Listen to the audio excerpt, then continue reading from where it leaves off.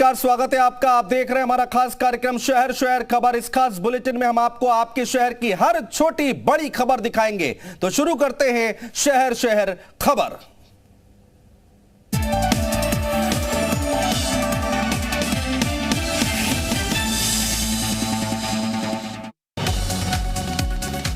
ओम प्रकाश राजभर, सियासत का वो चेहरा जो हमेशा दूसरे दलों के सहारे चमकता रहा। कभी बीजेपी के सहारे तो कभी सपा के सहारे। राजभर सियासत में पाला बदलने के लिए भी मशहूर हैं।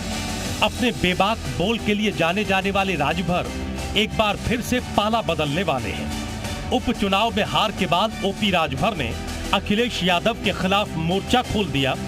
अखिलेश पर राजभर ने जमकर शब्दबाण छोड़े। राजभर ने तो यहां तक कह दिया कि उन्हें अखिलेश की तरफ से तलाक का इंतजार है। लेकिन क्षणे रुष्टा क्षणे तुष्टा स्वभाव वाले राजभर ने एक बार फिर से यू टर्न मारा और सभी को चौंका दिया। राजभर ने कहा कि वो सपा के साथ हैं। द्रौपदी मुर्मू ने मिलने की इच्छा जताई थी। वहीं राजभर की नीति से परेशान होकर एसबी-एसपी के प्रदेश उपाध्यक्ष शशि प्रताप सिंह ने पार्टी छोड़ने का मन बना लिया। शशि ने न केवल पार्टी छोड़ी बल्कि राजभर पर कई गंभीर आरोप भी जड़ दिए। सारे मुद्दे से भटक गए हो। अब भटकने के बाद योगी जी को बोले कि घंटा बजवा देंगे तो मोदी जी को कुछ बोल दिया। उत्तर प्रदेश का सबसे बड़ा कोई झूठा व्यक्ति है, उसका नाम है ओम प्रकाश राजभर। उत्तर प्रदेश का सबसे बड़ा कोई भ्रष्ट व्यक्ति है तो ओम प्रकाश राजभर। शशि प्रताप सिंह का पार्टी से अलग होना राजभर के लिए एक बड़े झटके के तौर पर देखा जा रहा है। 2024 की तैयारी के लिए कमर कसने से पहले ही पार्टी में दो फाड़ से राजभर के पैरों तले जमीन खिसक गई। अखिलेश को आईना दिखाने निकले राजभर को उनकी ही पार्टी के प्रदेश उपाध्यक्ष ने आईना दिखा दिया है। अब राजभर के सामने दोहरी चुनौती है। गठबंधन धर्म को भी निभाना है और खुद की पार्टी भी बचानी है। उत्तर प्रदेश की योगी सरकार जीरो टॉलरेंस की नीति पर काम कर रही है, लेकिन फिर भी कुछ भ्रष्ट कर्मचारी अधिकारी हैं जो सरकार की नीति पर पलीता लगाने का काम कर रहे हैं। मामला उत्तर प्रदेश पशुपालन विभाग से जुड़ा है, जहां बड़े स्तर पर भ्रष्टाचार किया जा रहा था। दरअसल प्रारंभिक पड़ताल में सामने आया है कि यहां करीब 50 करोड़ रुपए की दवा और सामग्री तय प्रक्रिया को ताक पर रखकर खरीदी जा रही थी। इतना ही नहीं, कई दवाएं जांच में घटिया साबित हुई हैं। उपकरण भी मनमानी दरों पर खरीदे गए हैं। राजकीय विश्लेषक की जांच में दवाएं घटिया होने के खुलासे के पहले तो प्रकरण दबाने की कोशिश हुई, लेकिन आधा दर्जन दवाएं अधो मानक साबित हुई तो विभाग ने तहकीकात शुरू की। आनन फानन में मानक से कमतर सभी दवाओं के उपयोग व वितरण पर तत्काल रोक लगा दी गई है। साथ ही प्रदेश के पशु चिकित्सा अधिकारियों को बची दवाएं कंपनी को वापस करने के निर्देश दिए गए। जांच में सामने आया है कि ये दवाएं जम्मू व उत्तराखंड की कंपनियों से खरीदी गई थीं। वर्ष 2021 से 22 में खरीद के दौरान निदेशक पद पर डॉक्टर इंद्रमणि व डॉक्टर आरपी सिंह थे। जेम बायर की जिम्मेदारी डॉक्टर जेपी वर्मा के पास थी। 50,000 के कोल्ड बॉक्स 1,27,000 में खरीदे गए। 95 मार्क्स 3 गुना दर पर खरीदा गया। यूपी में जो एक्टिव कोल्ड बॉक्सेस 1,27,770 रुपए प्रति जेम या नग खरीदे गए, वैसे ही बॉक्स उसी अवधि में मध्य प्रदेश सरकार ने 47,250 से 49,500 रुपए प्रति नग खरीदे। जम्मू कश्मीर में 59,000 रुपए प्रति नग खरीदे गए थे। बजट के 65 करोड़ में से 50 करोड़ 4 महीने में ही खर्च हो गए। बहरहाल मामले में आगे की जांच की जा रही है। यूपी में लोकसभा चुनाव को देखते हुए बीजेपी ने मोर्चाबंदी शुरू कर दी है। कार्यकर्ताओं के साथ संवाद बनाकर विपक्षी दलों को घेरने का प्लान अब जमीन पर उतारने की तैयारी है। साथ ही सियासी मुद्दों पर विरोधियों को भी घेरा जा रहा है।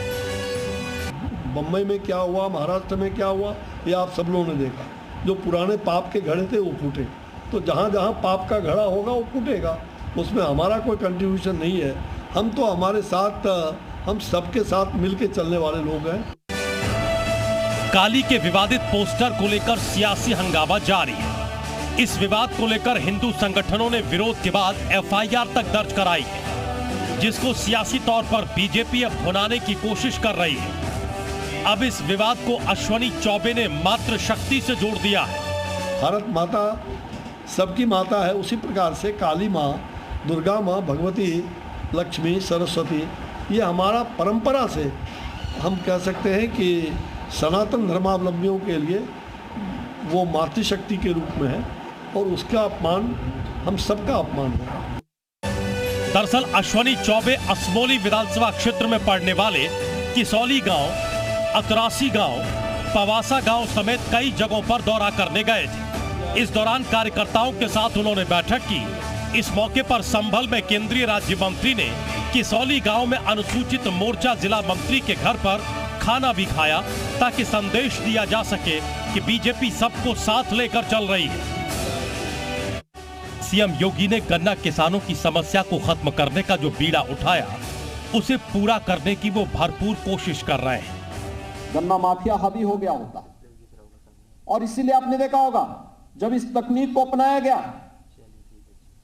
आम गन्ना किसान जो सच्चा गन्ना किसान था उसने स्वागत किया, लेकिन गन्ना माफियाओं ने इसका विरोध किया, कुछ लोगों ने विरोध किया। इस मौके पर सीएम योगी ने विपक्ष को भी आड़े हाथों लिया। लगभग 50 से 55 लाख जो गन्ना किसान हैं, इन गन्ना किसान भाई और बहनों को किसी गन्ना माफिया की चपेट में ना आना पड़े और इनके परिश्रम का सही लाभ इन्हें प्राप्त हो सके, इस दृष्टि से वह कार्यक्रम आपको दिया गया। आप कार्यक्रम के दौरान सीएम योगी ने कहा कि किसानों के भुगतान के लिए सरकार प्रतिबद्ध है। हम लगातार प्रयास कर रहे हैं कि जल्द से जल्द गन्ना किसानों के बकाये का भुगतान किया जाए। दोबारा सीएम बनते ही योगी आदित्यनाथ ने सरकार के 100 दिनों का एजेंडा सेट किया और उस पर काम शुरू किया, जिसका नतीजा है कि योगी सरकार ने अपने 100 दिनों की उपलब्धि हासिल की। योगी सरकार के 100 दिनों के एजेंडे में गन्ना किसानों की समस्या सबसे अहम थी और योगी सरकार ने जो कहा वो करके दिखाया। ब्यूरो रिपोर्ट, जी मीडिया। आपकी टीवी स्क्रीन पर चल रही दो तस्वीरें।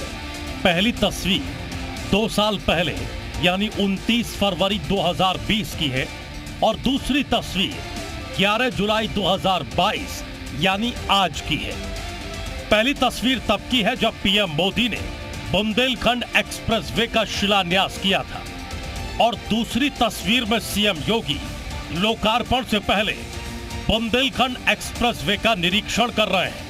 16 जुलाई को पीएम मोदी बुंदेलखंड वासियों को बड़ी सौगात देने जा रहे हैं। करीब 2 साल पहले पीएम मोदी ने जिस बुंदेलखंड एक्सप्रेसवे की आधारशिला रखी थी, वो एक्सप्रेसवे अब पूरा हो चुका है और जल्दी ही बुंदेलखंड वासियों को मिलने जा रहा है। करीब 7,766 करोड़ रुपए की लागत से बने इस एक्सप्रेसवे से बुंदेलखंड के 7 जिलों को फायदा होगा। प्रधानमंत्री नरेंद्र मोदी 16 जुलाई को जालौन आएंगे और जालौन आकर वो 296 किलोमीटर लंबे बुंदेलखंड एक्सप्रेसवे का उद्घाटन करेंगे। कैमरामैन दिवाकर के साथ विशाल लोगवंशी, जी मीडिया, जालौन। देवभूमि के दौरे पर पहुंची द्रौपदी मुर्मू का देहरादून में जोरदार स्वागत किया गया। जॉली ग्रांट एयरपोर्ट पर सीएम धामी सहित पार्टी के वरिष्ठ नेता, कई मंत्री और विधायकों ने राष्ट्रपति उम्मीदवार द्रौपदी मुर्मू का स्वागत किया, जबकि एयरपोर्ट के बाहर भी सैकड़ों लोगों की भीड़ द्रौपदी मुर्मू के स्वागत में खड़ी नजर आई। ने स्वागत भी किया है और उनको शुभकामनाएं भी दी हैं। उनका राष्ट्रपति निर्वाचित होना ये सुनिश्चित है, लेकिन बड़ी बात यह है कि वो एनडीए की उम्मीदवार है और एक आदिवासी महिला को आज राष्ट्रपति बनते हुए देश देखेगा। एयरपोर्ट से सीधे द्रौपदी मुर्मू देहरादून के कचहरी परिसर में बने शहीद स्मारक में पहुंची, जहां पर उन्होंने शहीद राज्य आंदोलनकारियों को श्रद्धांजलि दी। इस दौरान भी कई सांसद और मंत्री उनके साथ मौजूद थे। दोपहर करीब 12 बजे के आसपास मुख्यमंत्री आवास पर एनडीए की राष्ट्रपति उम्मीदवार द्रौपदी मुर्मू ने अपने समर्थन के लिए सांसदों विधायकों से मुलाकात की और उनसे उनका समर्थन मांगा। इस बैठक में बीजेपी के 8 सांसद, 47 विधायक शामिल हुए। इसके अलावा 2 निर्दलीय और बीएसपी के 2 विधायकों ने भी द्रौपदी मुर्मू को अपना समर्थन दिया। आपको बता दें कि द्रौपदी मुर्मू अपने चुनाव कैंपेन के लिए अलग अलग राज्यों का दौरा कर रही हैं। इसी कड़ी में वो देहरादून पहुंची थी। 18 जुलाई को देश के नए राष्ट्रपति का चुनाव होना है।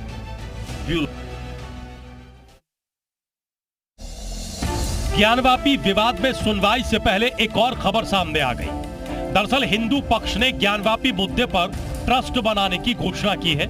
इस ट्रस्ट का नाम श्री आदि महादेव काशी धर्मालय मुक्ति न्यास रखा गया है, जिसको ज्ञानवापी विवाद को देखने की जिम्मेदारी दी गई है। जानकारी के मुताबिक इस ट्रस्ट में 5 मेहमान, 11 ट्रस्टी, 21 सम्मानित ट्रस्टी और 4 वादी शामिल होंगे।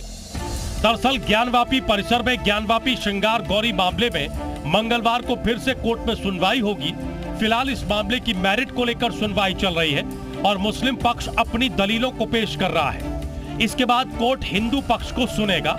दोनों पक्षों की दलीलों को सुनने के बाद कोर्ट इस मामले पर अपना फैसला सुनाएगा। गौरतलब है कि कोर्ट कमिश्नर की देखरेख में किए गए सर्वे में मस्जिद के भीतर कई हिंदू चिन्ह मिले हैं और हिंदू पक्ष का ऐसा दावा है कि ज्ञानवापी मस्जिद में शिवलिंग है, जबकि मुस्लिम पक्ष फवारा बता रहा है।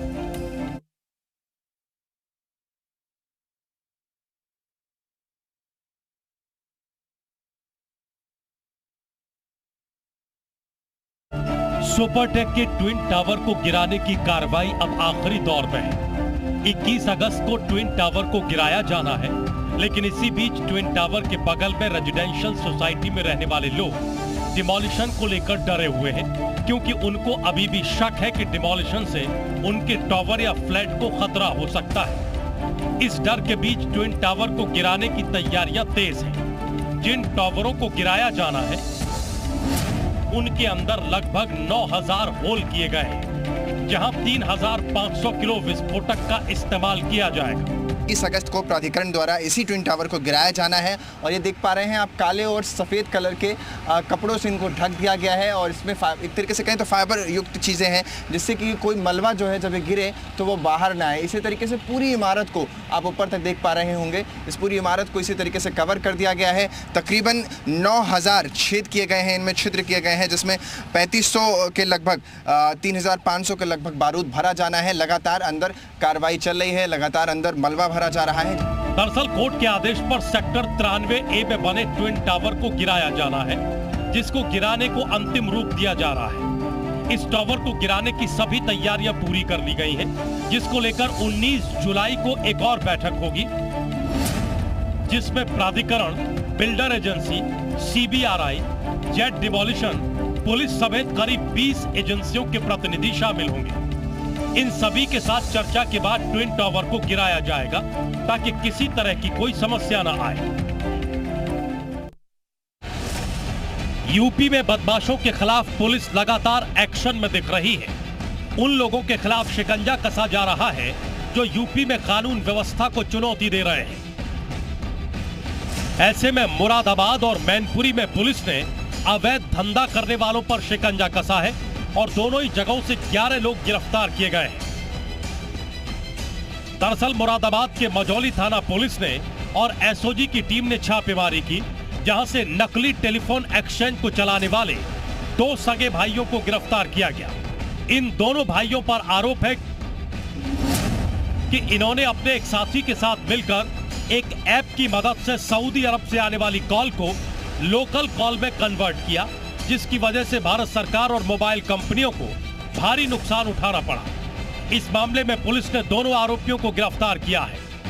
करीब 500-550 सिम अलग अलग कंपनियों के बरामद हुए, वो सब लगाया और इसके माध्यम से ये लोग जो इंडिया से बाहर रहते हैं उनको उनकी कॉल कराया करते थे। कॉलिंग, इंटरनेशनल कॉलिंग होनी चाहिए, उसमें इन्होंने एक तरह से सेंधमारी की थी और अभी इसका आकलन कर रहे हैं हम लोग। वहीं मैनपुरी के कोतवाली क्षेत्र में अवैध असला फैक्ट्री का पुलिस ने भांडाफोड़ किया है, जहां से एसटीएफ ने अवैध असला और पिस्टल बरामद की है। एसटीएफ ने 9 लोगों को भी गिरफ्तार किया है, जो बिहार के मुंगेर के रहने वाले हैं। गाजियाबाद के थाना कविनगर में जल निगम के 2 कर्मचारियों के खिलाफ मुकदमा दर्ज किया गया है। दरअसल CNDS के परियोजना प्रबंधक विक्रम सिंह बालियान और जूनियर इंजीनियर राहुल मौर्य पर ठेकेदार को रिश्वत का ऑफर देने का आरोप है।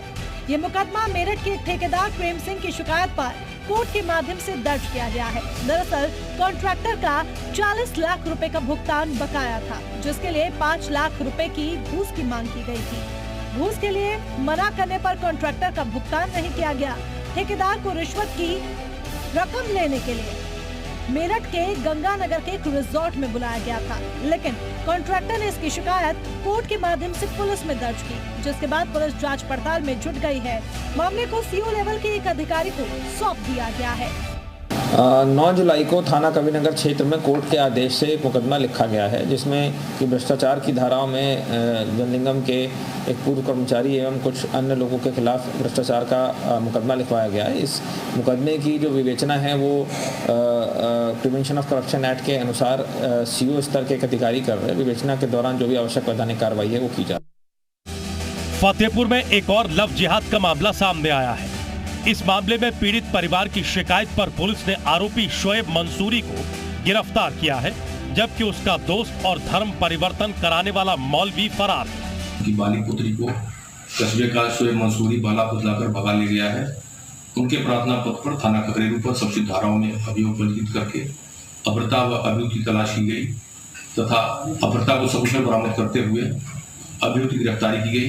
दरअसल परिवार का आरोप है कि 20 दिन पहले आरोपियों ने लड़की को अगवा कर लिया था, जिसको दिल्ली ले जाकर डराया धमकाया गया और धर्म परिवर्तन कराकर निकाह नामे पर फर्जी दस्तखत करवाए गए और उसके साथ रेप किया गया।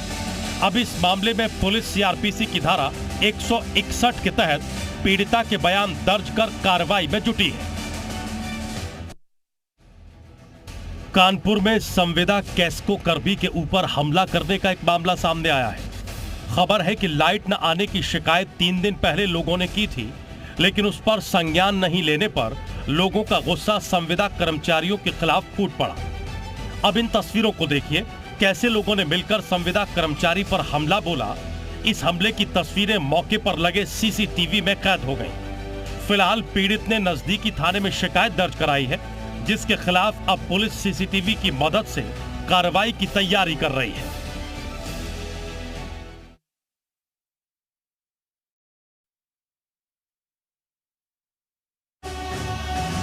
आगरा के रकाबगंज थाना क्षेत्र के बालूगंज बाजार में आग का कहर देखने को मिला, जहां एक ऑटो स्पेयर पार्ट्स के गोदाम में आग लग गई।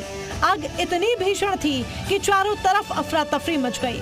उधर सूचना मिलते ही प्रशासन और दमकल की गाड़ियां मौके पर पहुंची और आग बुझाने का प्रयास किया, लेकिन जब तक आग पर पूर्ण रूप से काबू पाया जाता, तब तक लाखों का सामान जलकर खाक हो चुका था।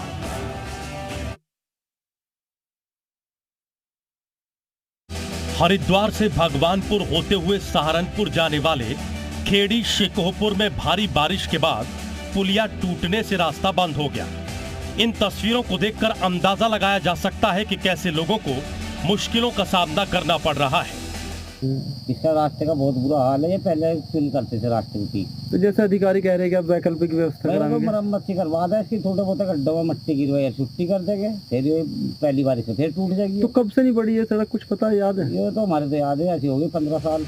सड़क मार्ग बंद होने की जानकारी जैसे ही पीडब्ल्यूडी विभाग के अधिकारियों को लगी, उन्होंने वैकल्पिक रास्ता बनाकर तैयार किया, जिससे लोगों ने राहत की सांस ली। बताया गया था कि वो निर्माण उसके शुरू कर रहे हैं, किंतु उनके द्वारा जो है इसे बड़े लंबे समय से लंबित रखा गया है। तो उनसे अभी दूरभाष में वार्ता की गई है और उनको कहा है बुधवार को आप कार्यस्थल पे आके पीडब्ल्यूडी के साथ सहयोग निरीक्षण करें। यदि वो टेकअप नहीं करेंगे तो पीडब्ल्यूडी अपने स्तर से इसको टेकअप करके आगे कार्रवाई करें। गांव वालों का आरोप है कि हर बार पीडब्ल्यूडी विभाग सड़क मरम्मत का काम करवाकर छोड़ देता है, जिसकी वजह से हर साल बारिश के मौसम में लोगों को मुश्किलों का सामना करना पड़ता है। रामपुर में उस वक्त चीख पुकार मच गई जब करंट लगने से मां बेटी समेत 3 लोगों की मौत हो गई। मामला थाना मिलक क्षेत्र के तेरहा गांव का है, जब खेत में तीनों लोग काम कर रहे थे। इसी दौरान खेत से होकर जा रही बिजली की लाइन के टूटे तार से करंट की चपेट में आने से इनकी मौत हो गई। आसपास कोई भी मौजूद नहीं था, ऐसे में उन्हें बचाया नहीं जा सका। जब तीनों समय से अपने घर नहीं पहुँचे तो परिजनों को शक हुआ। खेत में जाकर देखा, तब जाकर मामले का खुलासा हुआ। बिजली से 2 लोगों की मृत्यु हो चुकी है। किस तरीके से हुई?